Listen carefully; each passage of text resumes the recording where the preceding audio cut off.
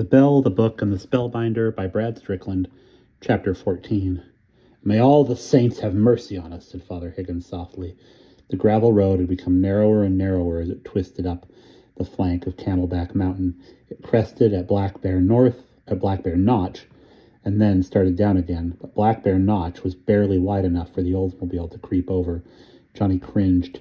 To his left, the mountainside fell away in a sheer 500-foot drop.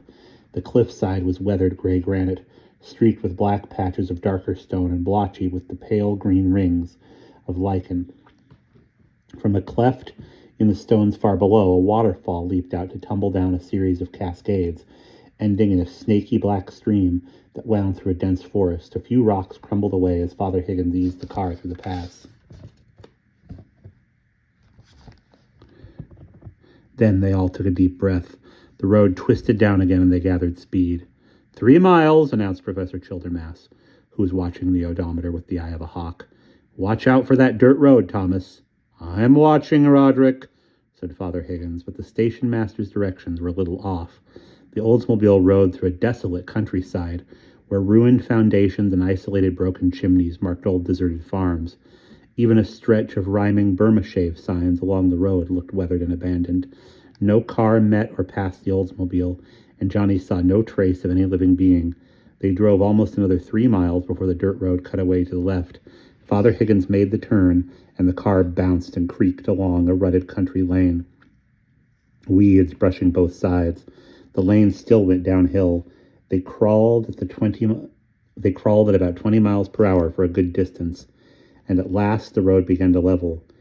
Here's the bridge up ahead, Father Higgins said. Do you think it's safe, Roderick? I think we better inspect it, replied the professor. The span looked ancient. It was a rickety, sway-backed wooden structure built on 4 piers of rounded brown river stones and was only about 30 feet long. The water underneath was very dark, almost black in the early light. Professor Childermass walked onto the bridge, stamped his feet, took a deep breath, and said, It may hold us, or it may not. I suggest that you and John cross on foot, and I'll drive the car over. Get out, Johnny, said Father Higgins. You go on. I'll drive the car myself. If it plunges into the drink, at least I'll be the one responsible for it, and not Rod. Johnny climbed out and joined the professor, who groused a little, but they both crossed over the bridge. The Oldsmobile moved forward foot by foot.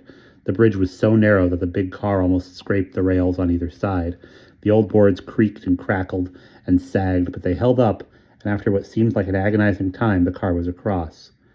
Now, said the professor as he and Johnny climbed back in, I spy with my little eye something that looks like an old signboard up ahead.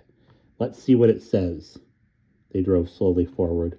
The signpost leaned drunkenly from a thick tangle of blackberry vines, sun faded to a dismal gray, with just a few traces of white letters still visible.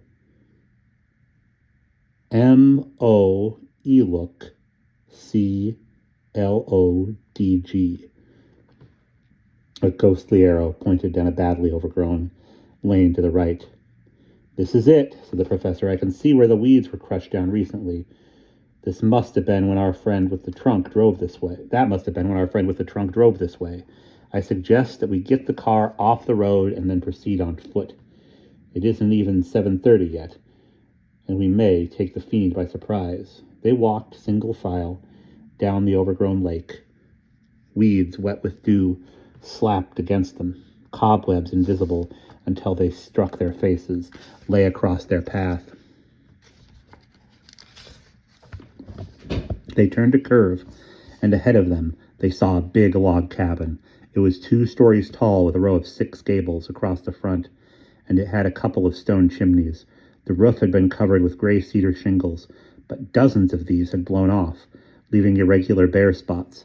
Patches of green moss spattered the roof and the dark brown walls. A sagging porch ran across the front, and above it was a sign which read, Mooselook Maguntic Lodge.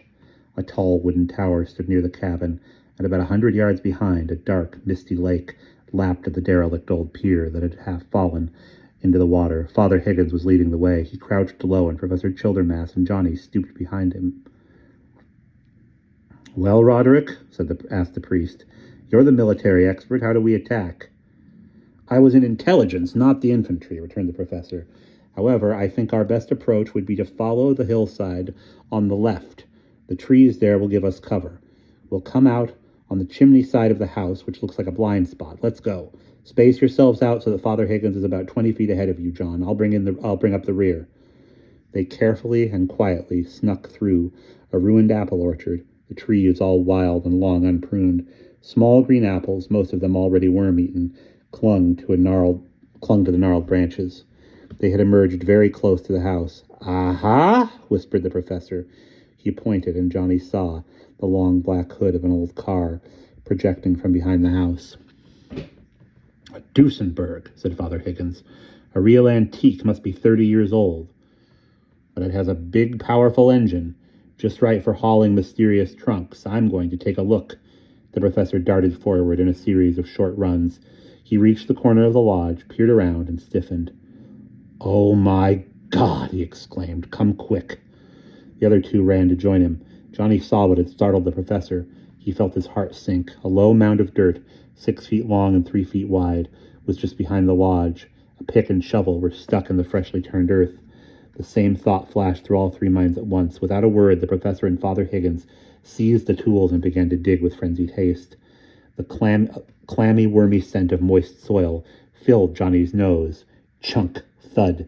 The pick and shovel bit deeper and deeper into the earth. Then the spade shrieked against something metal.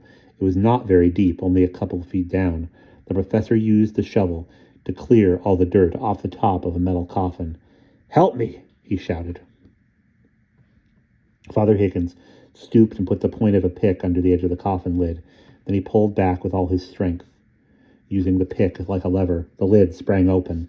Johnny screamed. His friend Fergie lay inside the coffin, his arms folded, a black book clutched to his chest. His eyes were closed, his face was pale, and his hair had turned completely white. And that is the end of chapter 14.